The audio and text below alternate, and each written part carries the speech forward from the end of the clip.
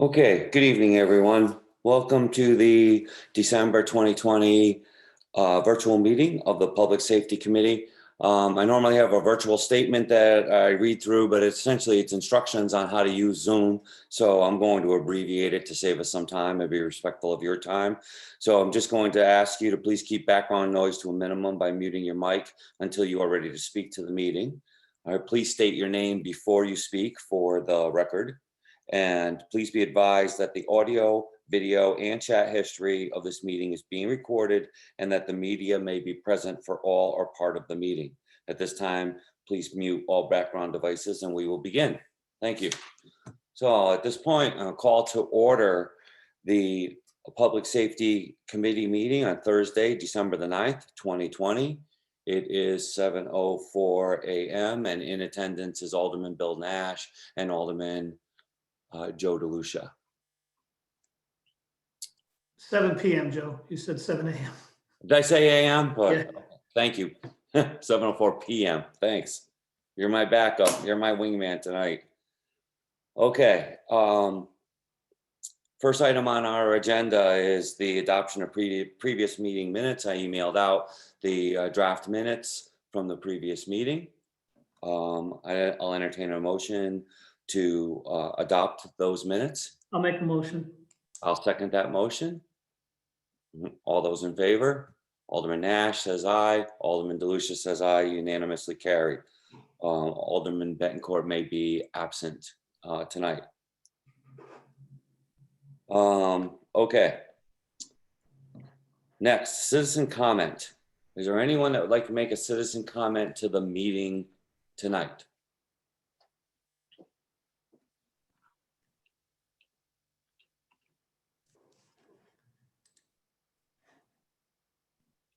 Is there anyone that would like to make a citizen comment to the meeting tonight?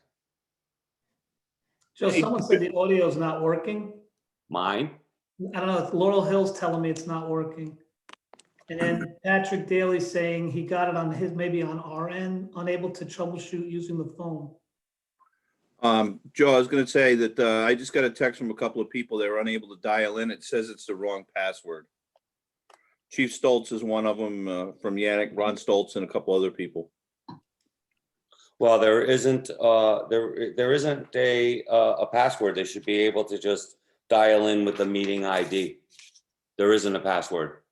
I don't know. That's what they would. That's whatever link he was following. That's what he was told.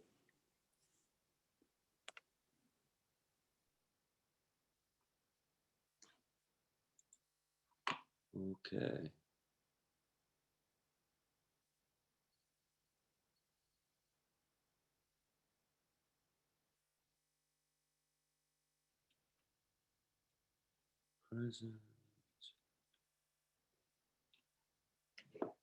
Okay, so just by quick show of hands, is everybody that's present in the meeting able to hear both Alderman Nash and I? Okay. I can hear you. All right, thank you. I can hear you. Yep. Catherine, I see you have your hand up. Go ahead. Oh, no, I was just saying I could hear you both just fine. Oh, perfect. Thank you.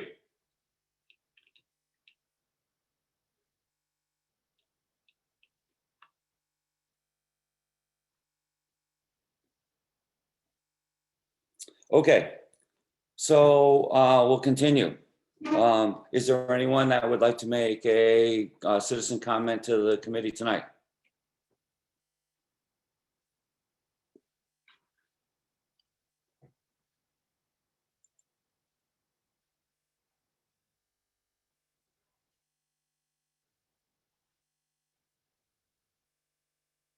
Okay, and last but not least, is there anyone that would like to, third time, does anyone like to make a citizen comment to the meeting tonight?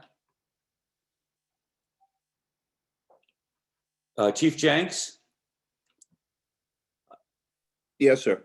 I also just want to mention, I don't have anybody in the waiting room either. I don't know. I'll try and give Ron a call. I don't know what directions he's following. He was one of the Okay. ones. All right, that would be helpful. Thank you. Okay.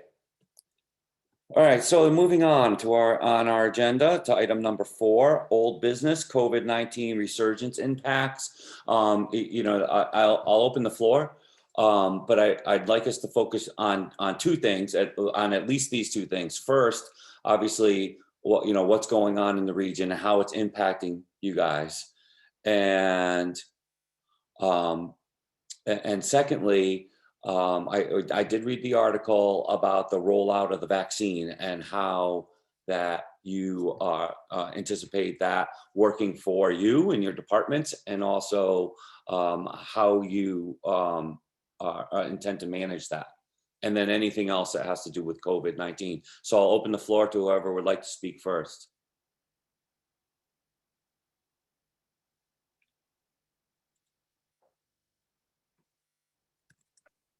I guess I'll break the ice, Joe. Okay, go ahead, Tim. Thank you. So we just filed all of the paperwork with the state of Connecticut as far as the vaccination.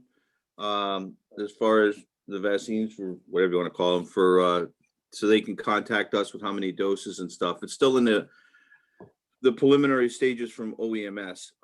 We've got an equipment pickup next week with some more PPE. The list that's been going out to us has been, which has been managed by Lieutenant Canassis, has been great. From Uncas Health. The only problem we're having is we're not getting notified when we're being sent out, so we have to refer to the list. But other than that, we're pretty much status quo. Same thing with membership. Everybody's been handling things pretty well. Okay, thank you for that. Anyone else? Specifically to the chief of police, Pat, I saw your quote in the paper. I thought that you were right on target. Can you kind of just bring the whole committee up to speed on what you think how the rollout's gonna go for you?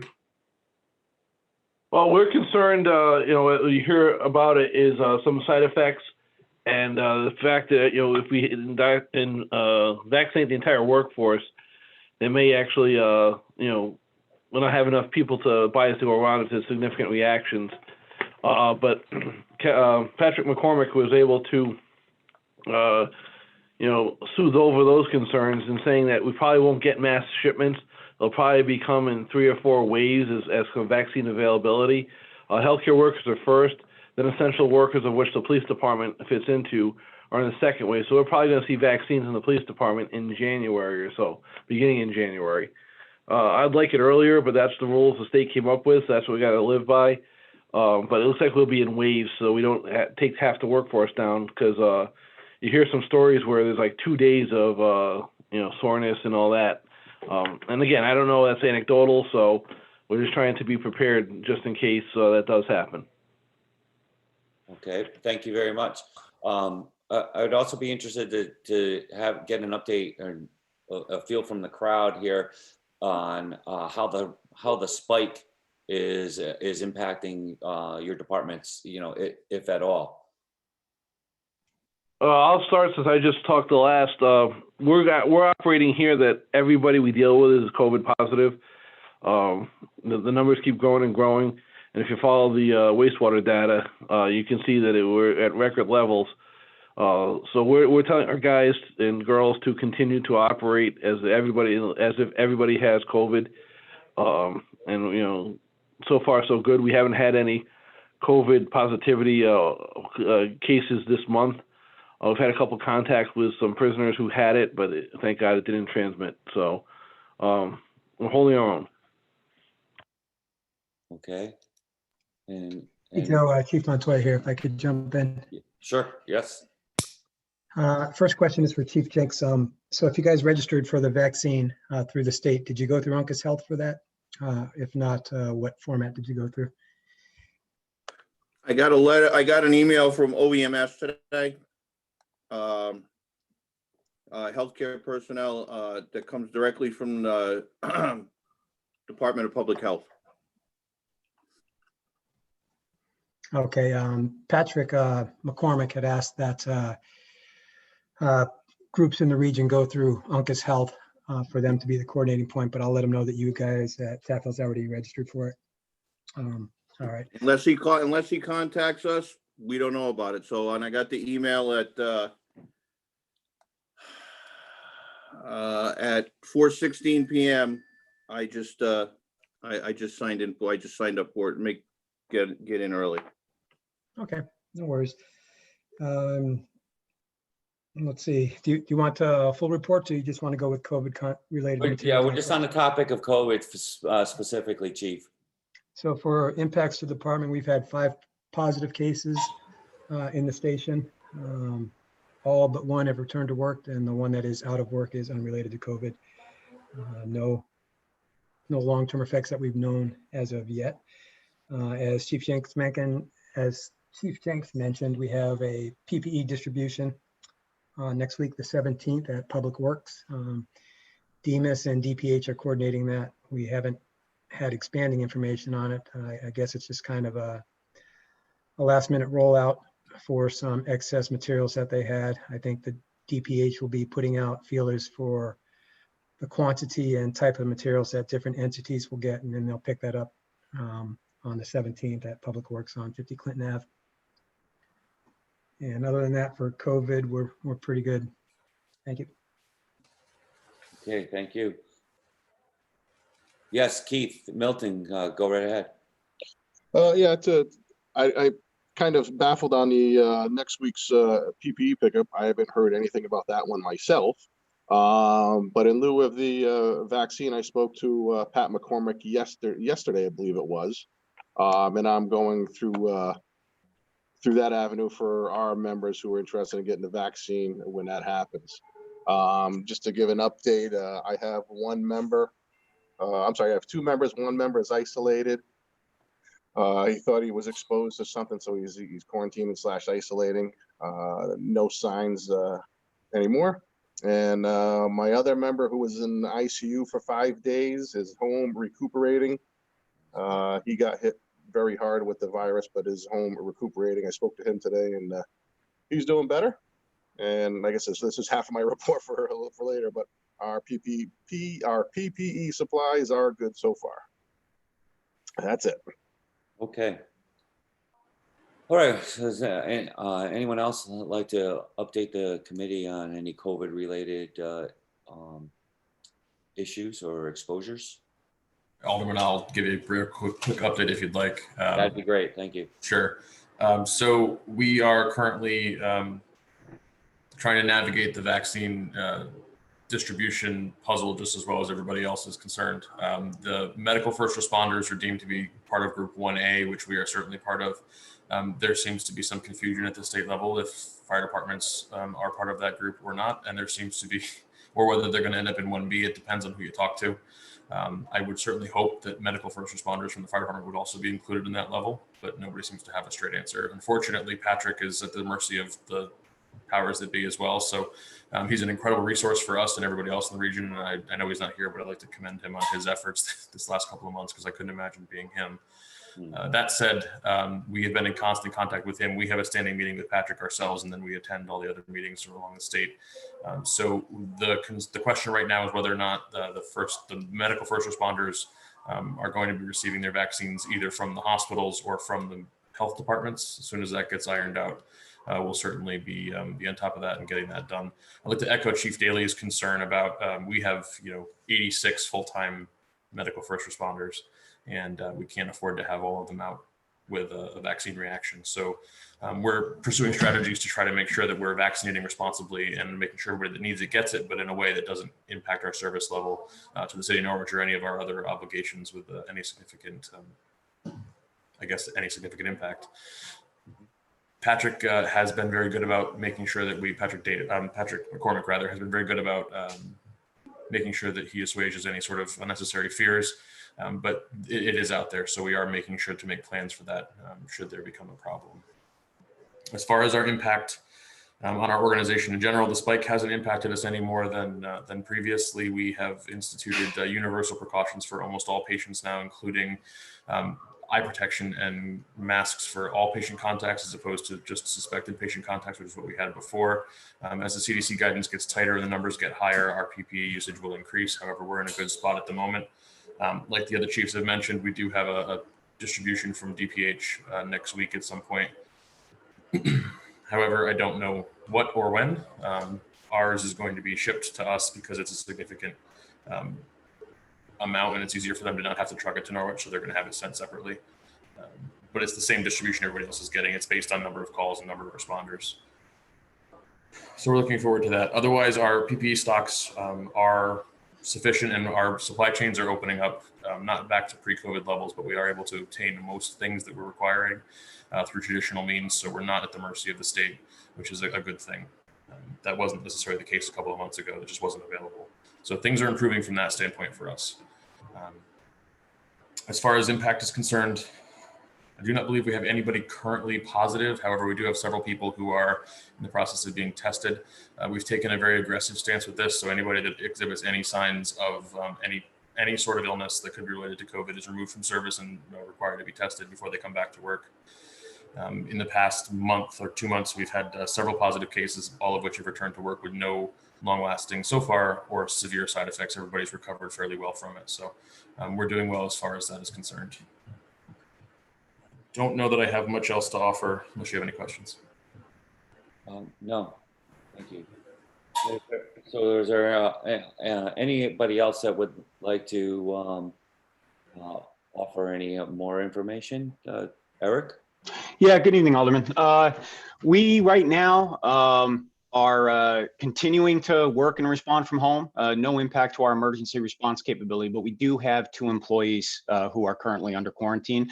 They have not tested positive as of this time, but same thing that Rob said, we are taking a very conservative approach to this. So any employee that's exhibiting any symptoms of any kind, we have them quarantined for 14 days unless they take a test and test negative. Our PPE levels right now are sufficient. We do believe we are working with Uncas Health. We are identified as utility workers to be critical workers. Right now, our line workers, gas crews, field service, sewer and water personnel are identified for 1B, with the remainder of our workforce identified for phase 2 for the vaccine. Pending your questions, that's all I have for COVID. I'll hold everything else to our regular report. Okay, perfect. Thank you. So any other department leaders have anything they'd like to add? Do you want me to do this is John. Do you want me to do my COVID report now or wait till? Yeah, that would be whatever fine. you like. Yep, go right Do ahead. it now? Yep. Okay. As far as the city in general, we've seen an uptick and then we've leveled off, but the data I have is about a week old. It doesn't include tomorrow's data from Department of Health. I'm anticipating, based on the daily record, that we will be going up again.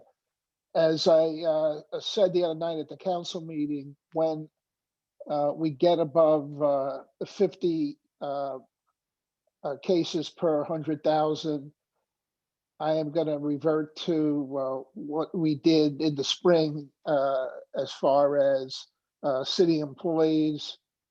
If that happens, I'm going to be offering remote work sites for employees that can do that.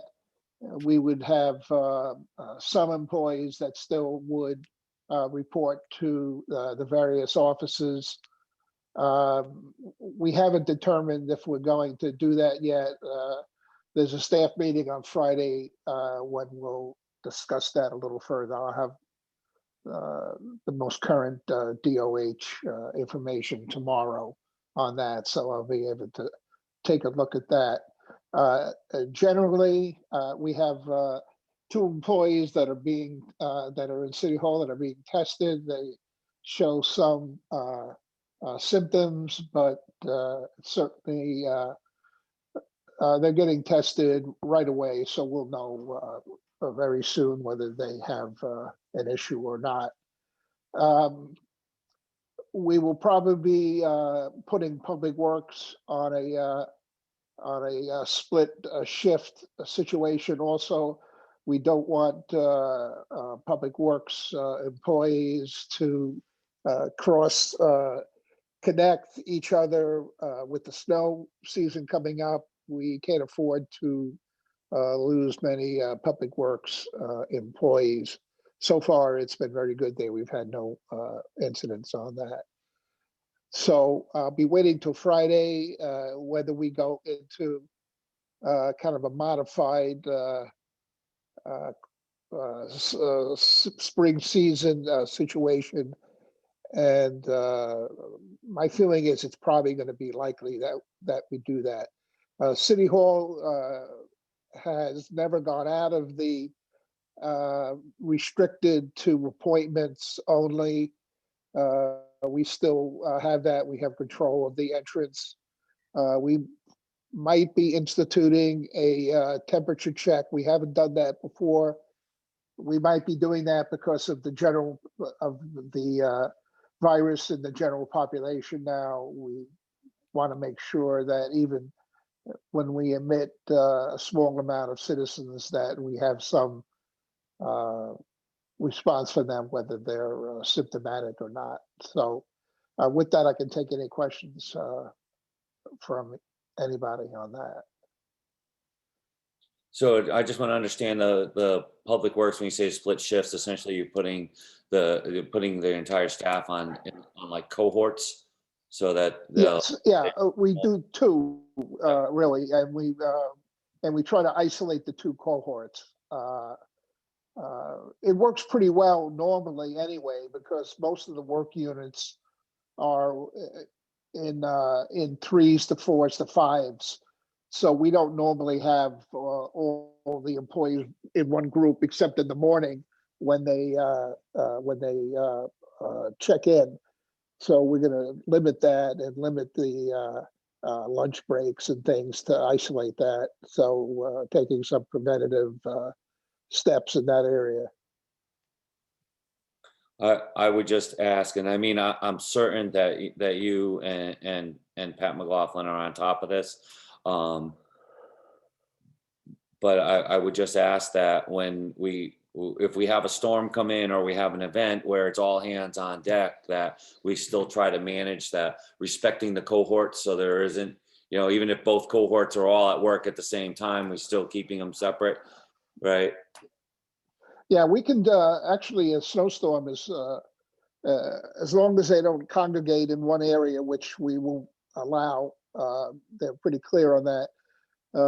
A snow event is a pretty solitary event. You're in the truck and you're plowing.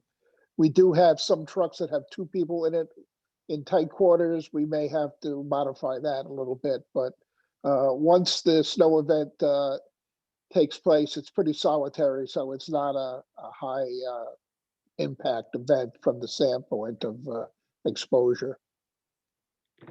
Okay, perfect. Thank you. You're welcome. So are the any of the other department leaders have anything to add on the COVID related topics on this agenda item? Joe, this is Aaron from Laurel Hill. Go right ahead, sir.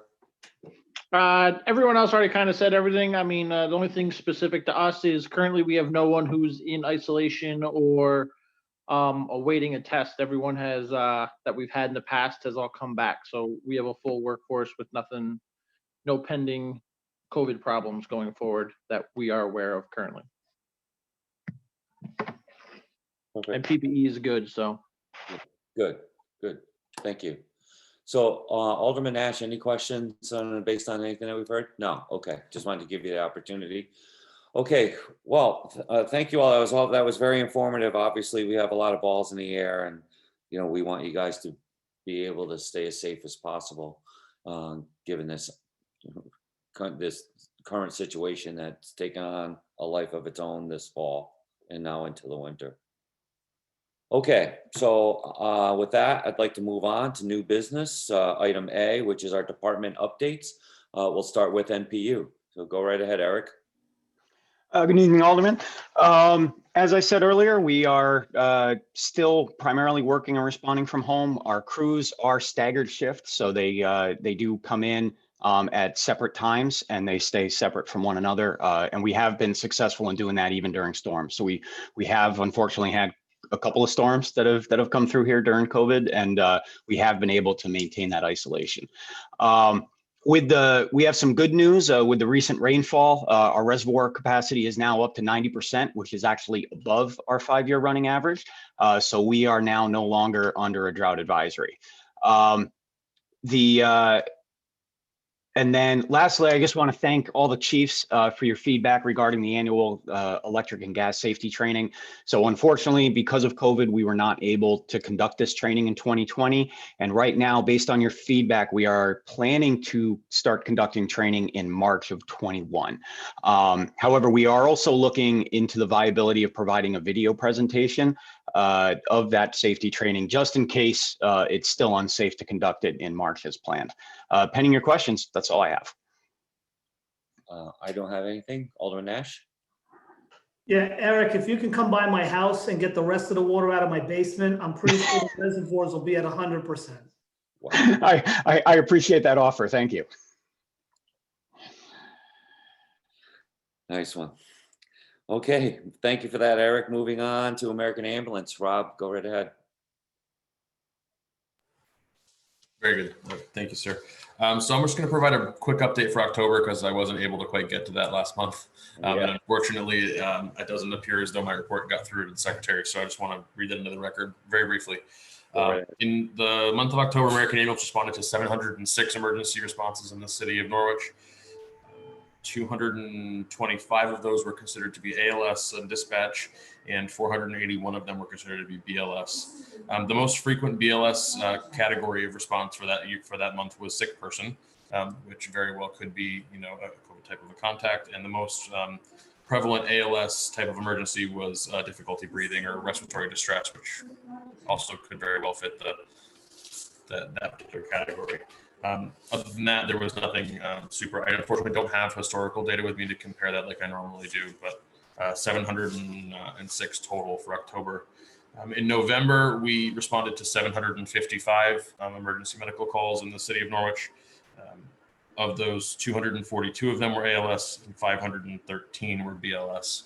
So you can see an uptick there from the previous month, where we had almost 30 more basic life support calls than we had the month before. Once again, in the month of November, the most common categorized BLS response was a sick person, and the most common ALS response was a breathing difficulty call as well. So the trends are staying the same. The numbers are going slightly back up. I can say, although I don't have hard historical data in front of me, that our numbers are down overall across our entire response area, which is indicative of the fact that I think people are paying attention. Unfortunately, I don't think as much as they probably should be as far as staying home and staying safe. But we continue to encourage that across the board. We encourage that with our staff as well. So that is a plus. As far as that's concerned, we don't. Other than that, the only other things I have to report are I did meet with the consultants for the study at the request of Chief Montoya during the month, and provided them with some data that they required for their reports. And that went well. I've been in contact with that consultant several times since for follow-up questions, and provided him the data that he needed to make sure that he contributed his section of the report appropriately. And then I did have several conversations over the course of the last month or the month before, since we last met in full, both with Chief Milton and with Chief Montoya regarding fire department responses, which were addressed briefly last month. And we seem to have come to a reasonable understanding as far as those things are concerned. We do continue to monitor it, and I look forward to hearing from any of the chiefs that have ongoing or additional concerns, so we can head those off at the pass. I don't want anything to get out of control or unnecessarily burden any particular service with things that are deemed to be not necessary, especially right now with everything getting more complicated, not less. Pending any further questions, I don't have anything further to report. I don't have a question. I would just say thank you for both of those last two items. Thank you for participating and providing information to the fire study and dealing with that response issue with a couple of chiefs, specifically Chief Milton, who raised it. So I appreciate that very much. Alderman Nash, anything for Rob? No, you're all set. Good, thank you. All right, moving on. Norwich Police.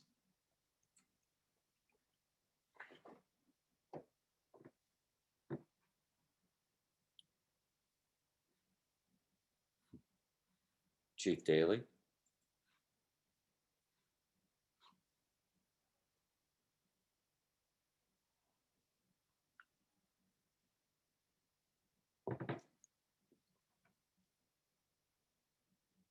Chief Daly.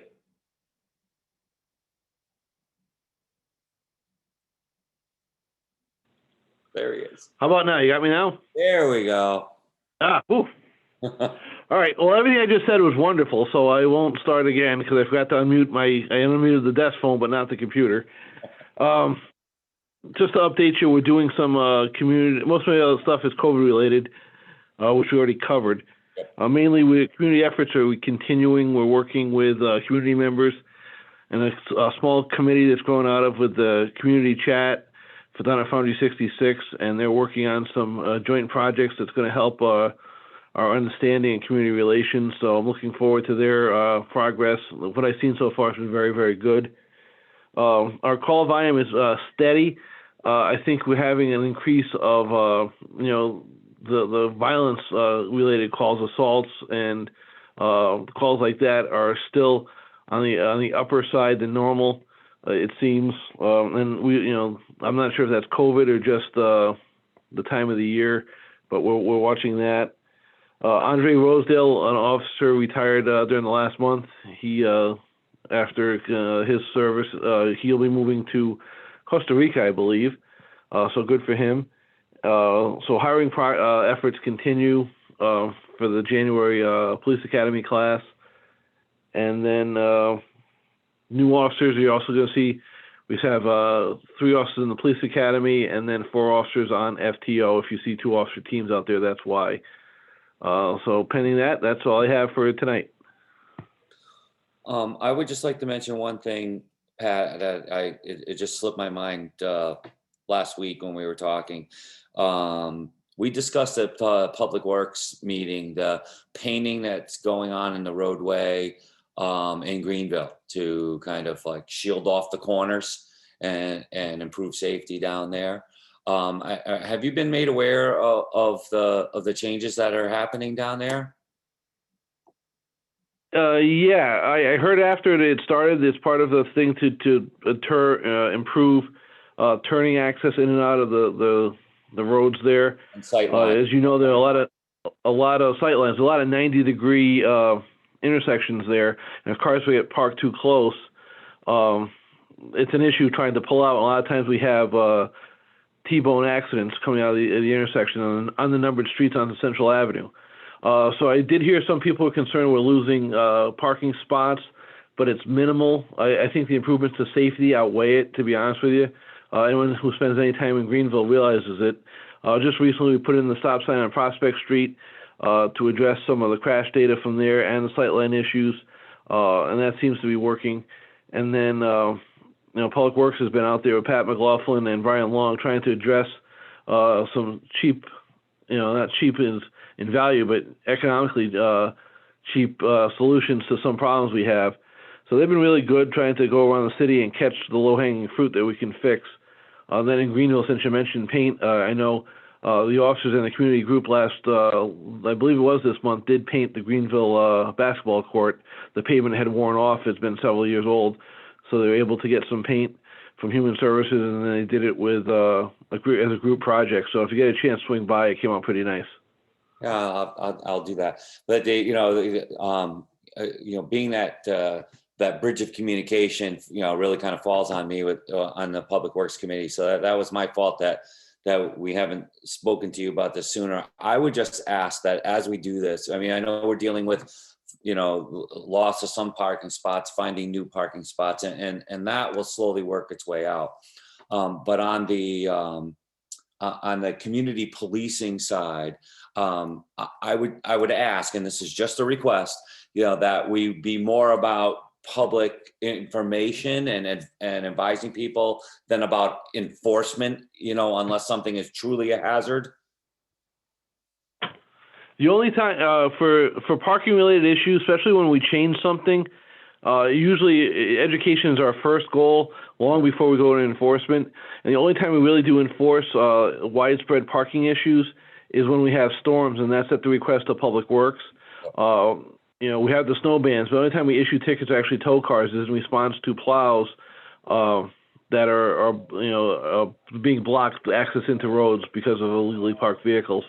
Because there's a lot of parking issues, left wheels to the curb, and that's just in this day and age, it's not a good way to make friends when you're going out giving $20, $30 parking tickets out willy-nilly. So we tried to educate first, locate the owner before we move to enforcement.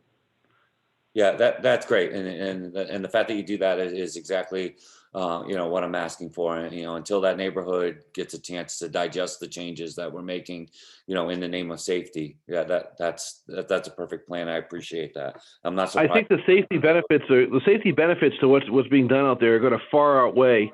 You might be losing one spot per intersection, so maybe 10 spots over the entire street, possibly. But you worked out there, and so did Bill. We had a lot of accidents where cars couldn't see the nose out, next thing you know, the nose gets cleaned off. Yeah. So we're looking forward to having to be safer on Central Ave. Perfect. Thank you very much. Alderman Ash, anything for the chief? No, Bill's all set. Okay, so moving on to emergency management, Chief Montoya. Good evening. For emergency management, as I mentioned earlier, we have the point of distribution on December 17th at Public Works Garage. The state has not really released any information, so for the other chief's comment of not hearing about it, they really haven't said much. I did push Region 4 Coordinator Mike Caplet today for some information on it in terms of the entities that would be picking up as well as the quantity of materials. I understand it's some PPE material, gowns, face shields, and masks, surgical masks, but I don't know the quantity or who will be allowed to pick it up. So as soon as I have that, I'll disseminate that information. Also with emergency management, we fielded a call this week from a citizen for some assistance with some sandbags with a water issue at her house. So Lieutenant Canas worked with TAFL on that, and they went out and delivered, I think about a dozen sandbags. And then they followed up with Public Works to see if there was an issue of drainage on the road behind her house. So thank you to TAFL for the cooperation and the assistance with that. The residents seem to be pleased, and we'll just, again, follow up with Public Works once we have another major storm and see if there's anything further that needs to be done. And from the emergency management side of it, the only other note I have is that we hosted a battery giveaway on daylight savings. Didn't get quite the turnout that we had hoped for, so we have an ongoing program where people can make an appointment and swing by the firehouse and pick up batteries for free to switch out for the smoke detectors.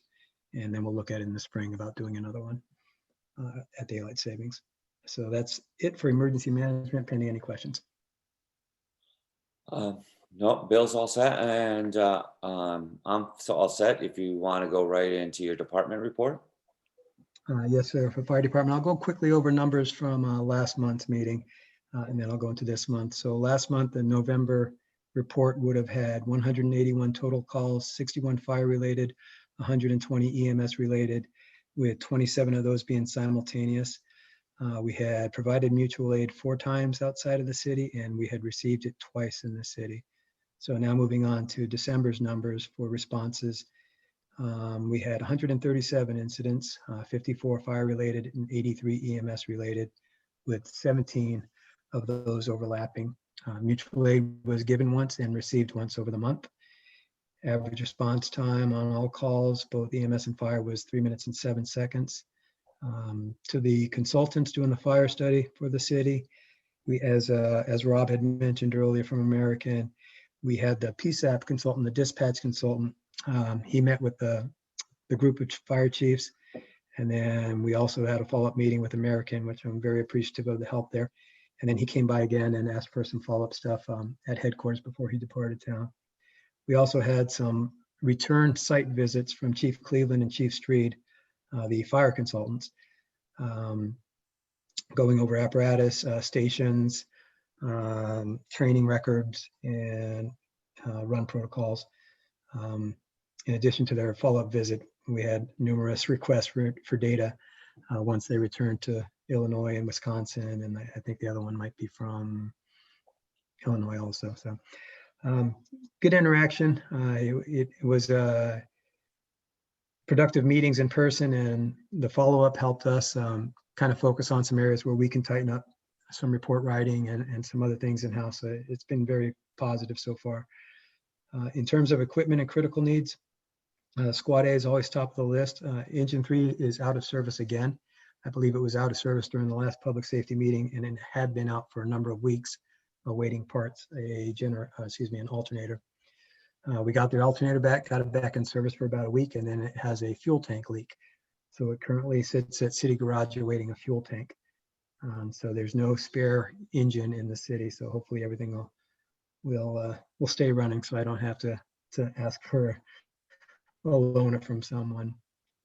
Truck 2 is also out of service, but city garage is working on that. Tomorrow we have scheduled the pump retesting for all the engines and the truck 2 that failed the pump test in the last cycle.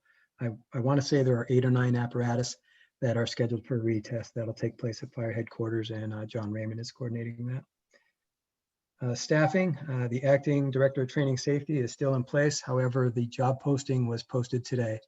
So that'll be open for the next 2 weeks, I believe. It's a closed internal examination, and hopefully we'll pull a good candidate out of that. Let me think what else. Other than that, I think we're pretty much status quo. Stations are still closed. We just this week reviewed our COVID policies for in-house. We're probably going to change a couple things, but we're looking pretty good, just getting some good guidance from Patrick McCormick, as well as state entities. So pending any questions, that's all I have tonight, sir. My only question is, how are we on the window replacement project? Oh, thank you. The order went out. Payment was made for half because the company required half payment on order. It is a 8 to 10 week turnaround for delivery, and the order was placed about a week and a half ago. All right, perfect. Thank you. Alderman Nash? No? Okay. Thank you very much, Chief. Moving on to Taftville, Tim Jenks. Just one thing, Chief Montoya, I sent you both, I forwarded you to both emails I got from the state regarding a couple of issues, just for your records, just for your knowledge. I did see that. Thank you. I'm going to include October and November because I obviously we had issues in October last month. So for the last 2 months, we had a total of 125 calls. Out of that, actually 126 calls. I apologize. We gave mutual aid 9 times to the surrounding towns in Norwich. We received mutual aid 3 times, and 12% of our calls, or 15, were overlapping. We reviewed our COVID guidelines. The station still remains closed.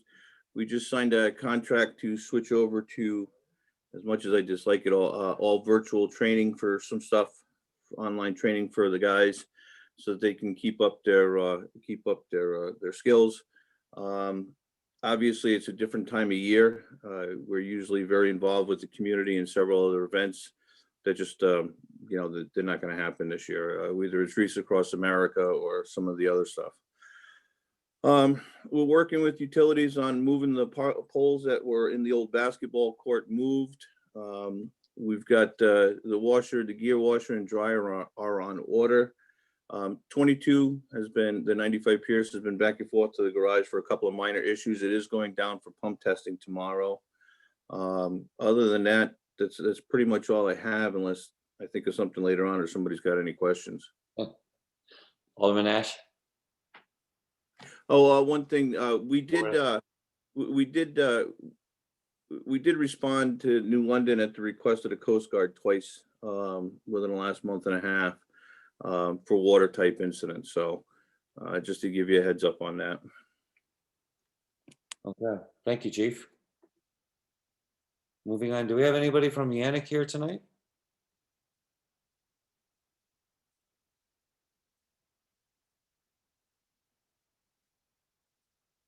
Hey, Joe, I forgot one thing.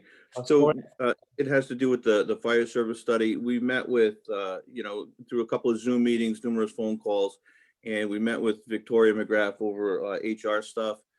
Everything seems to be working out well. We look forward to the final product. They've asked for some other information. But I mean, other than that, we've been meeting with them and staying in constant contact with them. Perfect. Thank you for that, Chief. Okay, so I don't believe anybody from Yannick is here. How about Occam? Don't have anybody in the waiting room. Okay. Oh, East Great Plain, Keith Milton. Good evening, everybody. Good evening. How's everyone doing? Hope everyone's doing well, staying safe and healthy.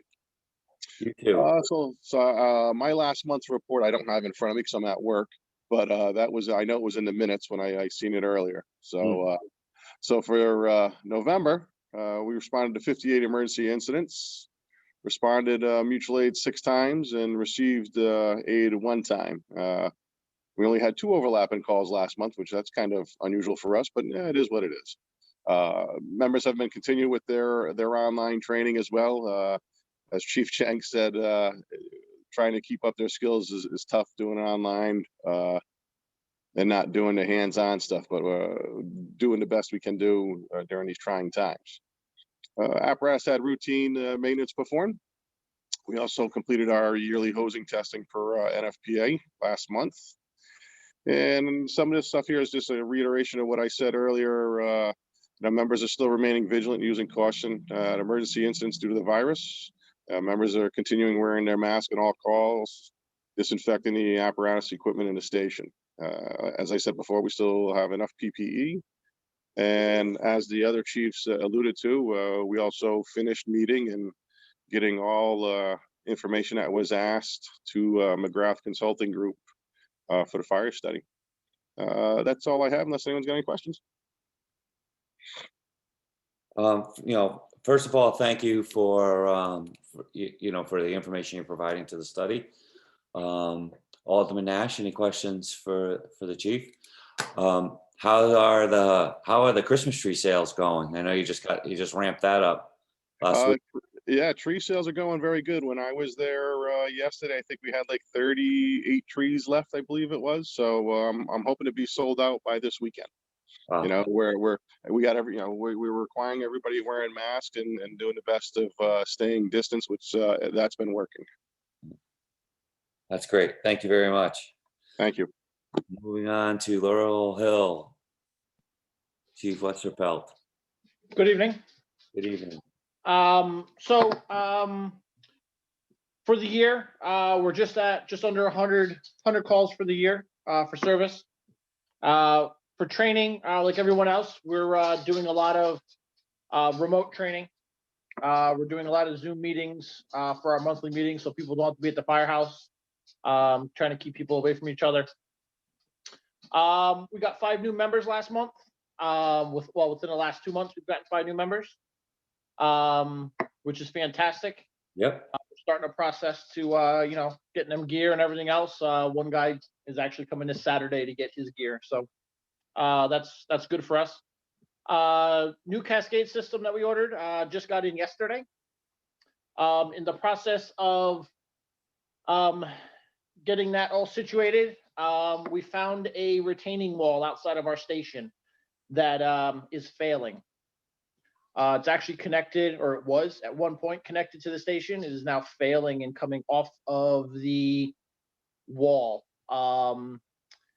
We had the city engineer come out yesterday, take pictures, and he's having a contractor come out this week and look at it and tell us what it's going to take to fix. At this time, I have no idea what it's going to actually take to fix, but it's something that we do need to address. We found because of it, it has caused our wall to move, which is causing some more water leaks on that side of the station that we've had to address this week. So at this time, I don't have any further update on that. I'm waiting for her. She's supposed to be giving me a report on it to let me know what we need to do going forward to address the issue. But I just want to bring that to your attention in case that turns into a bigger ordeal than I'm hoping it comes out to be. Oh. So just on that one topic, so when you're on the the old Laurel Hill Avenue side, looking at the apparatus bays. Is it the side where the stairs are, or the other side? Opposite side. Opposite side from the stairs? Yep. Yeah, It's actually in the last couple weeks, apparently. It has actually moved about 4 inches.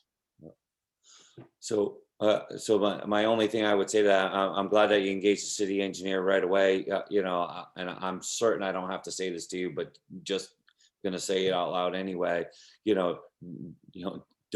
Don't wait for this committee's meeting to continue to address that. That's obviously a structural issue that needs to be addressed, as quickly as possible. So the plan is once I get her report, figure out how much this is going to cost. The next meeting will be with the city manager, but I'll let you know what happens from there. Go next month. I won't wait until next month to bring it to your attention. It'll be dealt with quick. All right, perfect. Thank you. Mhm. Okay, Bill, any questions for the chief? All right. None. Thank you very much, chief. Okay, that takes care of our department reports. So moving on to new business item B, which is the city manager update specific to the 2020 fire service study.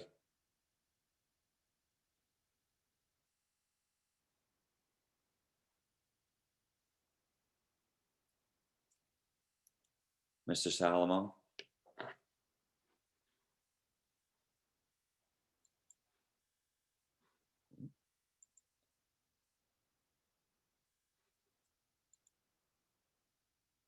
Unmute. There you go. It's a little shaky tonight for some reason. I couldn't find the mute or unmute. I had a teleconference with the principal consultant about a week and a half ago, and they are in the process of writing the report, and will make the deadline by the 31st of December. So they're on target. They have done all the meetings, and you've heard directly from most of the chiefs and other participants. They've gotten the data they need, I believe, to work on the 6 questions that were put to them in the resolution. So I'm confident that we'll have an extensive and comprehensive report only in about 3 weeks from now, believe it or not.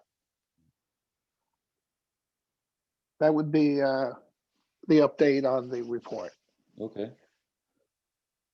All right, thank you for that. Bill, any questions? Yeah, I just wanted to, I know, Joe, you mentioned at the city council that you want to do an informational, but I think this report is going to require a meeting all on its own. I don't think we can get done in an informational hour meeting. I think this is something that we want to take serious, in that it requires a meeting of its own for all the chiefs and all the people that want to get their 2 cents in, or questions that they need to have. And I don't think doing it from 6:30 to 7:30 is going to be anywhere near ample enough time. So I'd like Mr. Salomon, and if you agree, and the mayor's on the phone, that we could try to schedule an actual meeting where we don't have a time restriction as to how quickly we have to vet all this once we read it all. So that's my only suggestion. And I completely agree. I think that this needs to be a full council meeting where this is the only thing on the agenda. We will talk about it that much, and even beyond that, but it will definitely be a meeting of its own. I completely agree. And my other comment at the city council meeting, for everybody else's information, was that that meeting not be scheduled immediately. It may not be that, it may not even happen in January, because the 7 of us need time to read and reread that report and digest it, and form some probing questions, just not surface stuff, because this is obviously going to take up a lot of our time and energy. I see the mayor has unmuted himself. I would agree, Mr. Chairman. I think it deserves its own time and place, and for all the participants to have that same access to us. Thank you. Perfect, thank you. Okay, so with nothing else on that topic, we'll move on to 5C, which is public safety items for future discussion. And this is intended to be open to the entire group. Are there any items that you would recommend that we add to the upcoming agendas for this committee? Joe, I have a question. Last month's agenda was supposed to be the tax abatement and the pension fund, relief fund discussion. I know the meeting got cut short. Did that get dropped from the agenda? So yeah, those are two separate items. So the volunteer firefighter relief fund ordinance was postponed to the January, the actual second council meeting in January. Thank you, Mr. Mayor. So at that point, when the council receives it back, I would imagine it's going to be referred back to this committee and will show up on our agenda again, probably the February public safety meeting. In terms of expanding, all right, because we increased the tax abatement. That's a separate topic from expanding the tax abatement. And just in conversations with all the balls that are in the air right now, I think we'll tackle, the best plan is to tackle the volunteer firefighter relief fund ordinance. And then once, that is resolved, then we'll take up the expanding the tax abatement part as a separate issue subsequent to that or after that. Okay, just didn't know what happened to it. That's Yeah, all. no, it's a fair question. Thank you for asking. Bill Nash? Yeah, I just have a quick thing. I know we're in at a holiday and it's kind of, I always seem to come up with these things the last minute. I know being over the Coast Guard and we hear things with the holidays coming and families being separated, this COVID's not making things any easier. And I'm wondering if Pat or the chiefs have had issues of increasing of suicide threats, suicide attempts, any of those kind of things that maybe we as a public safety committee should be talking with human services, maybe trying to get some kind of information out for assistance or help. I know a lot of times on Facebook, you'll see suicide hotlines, but I didn't know if the city did anything on their website with it. I looked, I didn't see anything. So I was just wondering if it's something we may think about considering with this type of holidays coming up and the isolation and kids not even getting in school now, a lot of them remote learning and stuff. So I was just wondering if that's something the departments have seen any kind of an increase with. So I'll leave it at that question. We did see initially in the summer months, it seemed like he had an uptick in completed suicides. I don't have the year-to-date data. Nothing lately. Norwich is blessed with a pretty robust social services program and a good mental health program with Southeastern Mental Health, and then Leanne Gomes, and even the Soup Kitchen performing an overwatch function with our at-risk populations. But COVID is going to be a stressor for everybody as places get shutdowns happen again, and restaurants go into reducing their staff. People are going to be out of work at a tough time, and we always have seasonal depression, as Bill and Joe know. We always deal with seasonal depression when it gets dark early. So we're cognizant of it, but to date, no noticeable uptick. I don't know if Rob knows on if you guys have had more 42 Alpha transports. I don't think more than normal, but that's just off the top of my head. Yeah, Chief, I wouldn't be able to speak to that educatedly, and right now I don't have the data in front of me either, but I can certainly say that, over the course of COVID in general, it seems that there's been a greater lethality to the totality of the situation, whether it's people waiting to seek care or people that are, experiencing greater mental health issues. I would like to echo the Chief's sentiment that Norwich does have a pretty substantially robust social services program, and I think the city does about as good as anybody in the area, if not better, trying to help the underserved populations here. American does participate pretty robustly with the community care team, and we interface with Leanne for any sort of a patient that we feel may benefit from greater access to services, and we facilitate that by obtaining consent for them to be contacted, and then the city takes it over from there. Human Services does a spectacular job. There's always room for improvement, obviously, but I do think that they should be commended for their efforts and Like I said, unfortunately, Chief, I don't have those numbers, but I would venture to guess that I wouldn't say that recently it's been a huge uptick, but the holiday is getting closer, so we'll certainly keep an eye on it. Well, I do agree that we have an amazing human services and police fire. Everyone does their share. I'm just wondering if we should maybe put some sort of a phone number or something on the website directing someone to human services, or even a actual suicide prevention hotline or something like they do for the veterans. It was just a thought of mine. Someone and I were talking about the other day and they had mentioned it and I wasn't sure what the numbers were. Bill, this is John. I'll talk to Leanne about it tomorrow. I think that we could make it more visible. I think there's certainly a ability that we do have a pretty robust area there, but I think we could have more visibility. It's certainly not on, I don't think it's on the city's webpage, and let me talk to Leanne and see what we can do. I agree that this is a stressful time, and more so than normal. I just think if it's in one more place, a number where people could reach out to get help might save somebody. I don't know. Maybe I'm just Johnny come lately to the game, but I'm just thinking that one more location where a person can get a assistance phone number to get somebody some help might help. I mean, people that are going to commit suicide aren't necessarily looking for that phone number. It's someone who knows somebody who's looking for that number. So I just thought I'd throw it out there. And anything you could do, John, Rob, any of the chiefs, anything like that, I appreciate it. Thanks.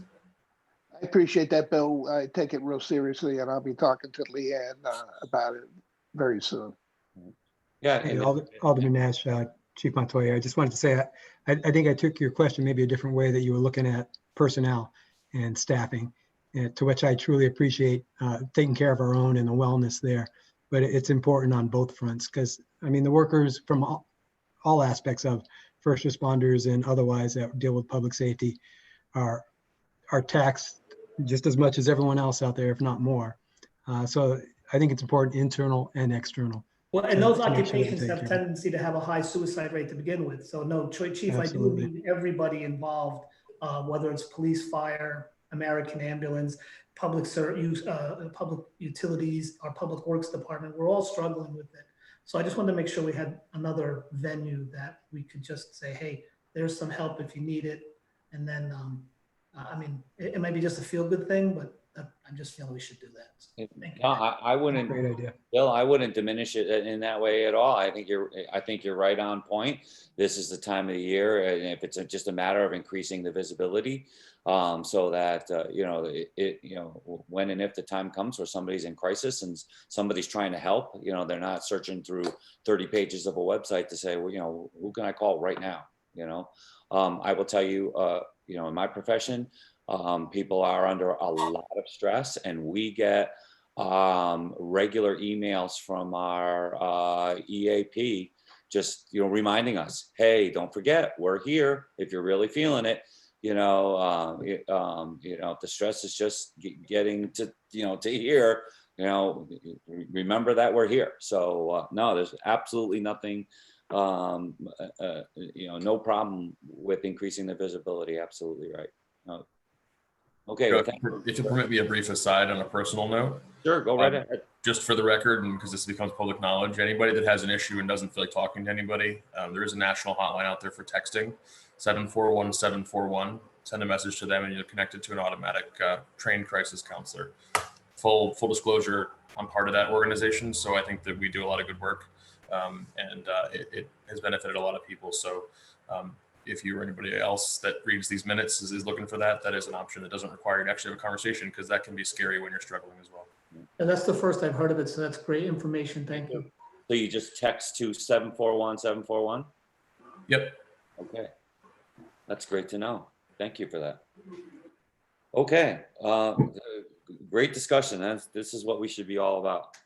All right. So on our next agenda item is just for to schedule our next meeting for January the 13th, 2021. We'll be out of 2020 for finally, right? And I expect it to be a Zoom meeting, right? Okay, and with that, I'll entertain a motion to adjourn. Moved by Alderman Nash, seconded by Alderman DeLucia.